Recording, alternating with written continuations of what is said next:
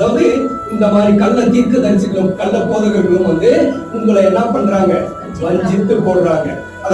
ஆனா எப்படி இருக்கானா, கிறிஸ்துவை போலவே வருவான். ஆண்டவராக இயேசு கிறிஸ்துவை போலவே வருவான்.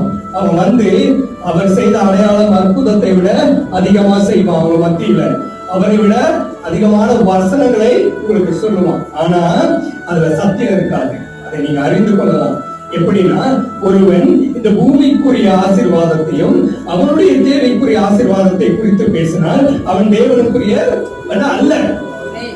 சபைக்கு வரவங்களை கண்டிச்சு பாவம் செய்யறாங்கன்னு சொல்லி அவங்கள மிரட்டி கர்த்தருடைய வழியில் நடத்துறான். பாத்தீங்களா, அவன் தான் உண்மையான ஊழியக்காரன்.